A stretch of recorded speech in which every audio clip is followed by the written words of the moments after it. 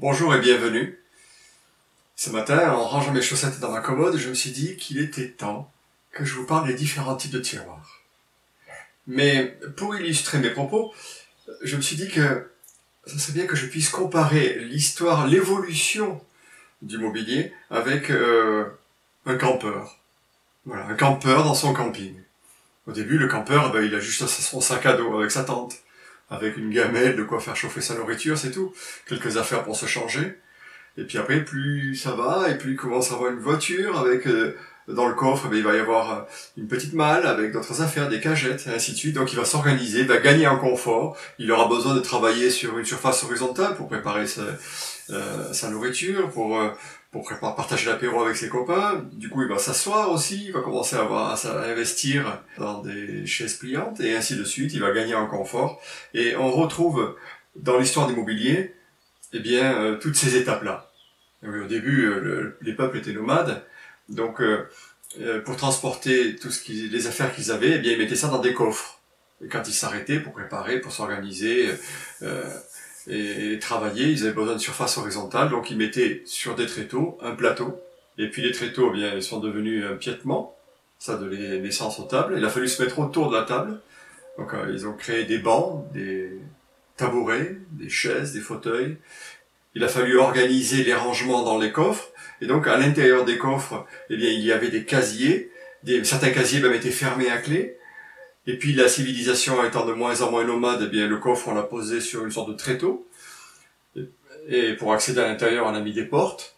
Ça a donné naissance aux cabinets, aux armoires qui existaient déjà aussi. Donc ces meubles avec des portes pour ranger à l'intérieur, on avait mis 2 portes devant.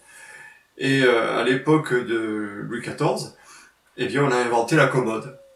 Oui, tous ces petits casiers qu'il y avait à l'intérieur des coffres, mais c'était pas très pratique. Il fallait, pour accéder aux affaires qui étaient dessous, il fallait enlever tous les casiers. On appelait ces casiers-là des layettes. Du coup, on a eu l'idée d'enlever la façade du coffre, d'installer un système de coulissage de ces casiers, et ça donnait naissance à la commode. Au départ, à la commode, on n'avait que 2 tiroirs, 3 tiroirs, après il y en a eu un peu plus, suivant les époques. On se rend compte qu'au XVIIIe siècle, on gagne en confort, et donc on va vers des meubles qui sont plus nombreux, et on peut dire que par rapport à tout ce mobilier-là, on peut le diviser en plusieurs catégories. Donc d'abord, le meuble, il a une fonction de ranger, c'est une des premières fonctions, la fonction de ranger, telle que les coffres, par exemple. Et puis après, il y a eu les tables, les surfaces horizontales. Donc il y a plusieurs types de tables aussi qui ont évolué suivant ces époques-là. Il a fallu se mettre autour. Je dis tout à l'heure, donc les bancs, les chaises, les fauteuils. Et puis après, le mobilier, il a aussi une autre fonction, c'est la fonction de montrer. Voilà. Donc montrer de 2 manières. La première manière, c'est de montrer sa richesse par l'ornementation du meuble, les sculptures, les incrustations, les bronzes qui vont venir autour, les marqueteries, mais aussi des meubles pour montrer des objets.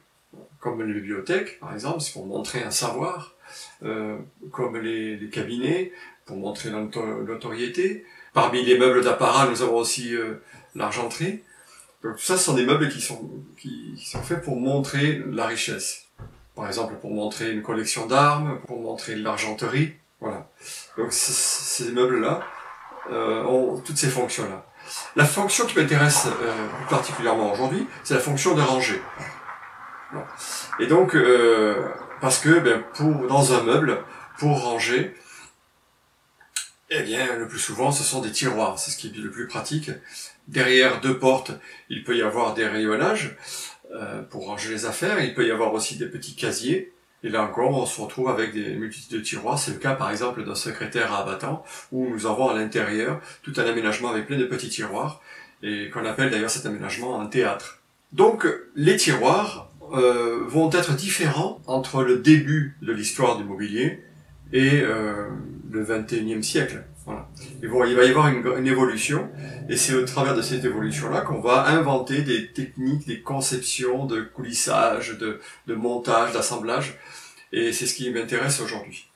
Donc, dans la conception de tiroir, on peut dire qu'il y a plusieurs manières de l'ouvrir.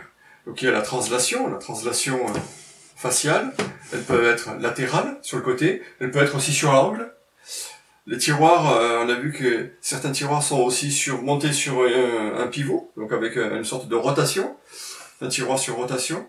Et les tiroirs, d'une manière générale, on peut y accéder depuis l'extérieur, mais il existe certains tiroirs où on a devant les tiroirs une porte ou un rideau. Et dans ce cas-là, pour pouvoir accéder à l'intérieur, on est obligé d'ouvrir la porte. Ces portes-là sont souvent faites pour s'ouvrir et se mettre sur le côté des meubles. Et elles sont généralement travaillées aussi bien d'un côté que de l'autre. Voilà, on a deux parements. C'est les seuls cas, à ma connaissance, où dans le mobilier, on a besoin de faire deux parements. En général, on fait des meubles, surtout les meubles que l'on fait sur une porte, on met un parement uniquement. L'intérieur du meuble, c'est pas la peine de mettre un ornement. Et les tiroirs qui se trouvent à l'intérieur, on appelle ça les tiroirs à l'anglaise. Donc ce sont des tiroirs qui sont généralement sans façade, ou alors s'il y a une façade, elle est souvent légèrement plus petite, pour qu'on puisse mettre directement à l'intérieur des tiroirs les objets sans avoir à ouvrir le tiroir. Voilà. Le tiroir, il peut être étroit et long, ou alors large et peu profond. Et à chaque fois, donc la conception sera différente. À l'intérieur du meuble, on va essayer d'organiser la conception un petit peu différente.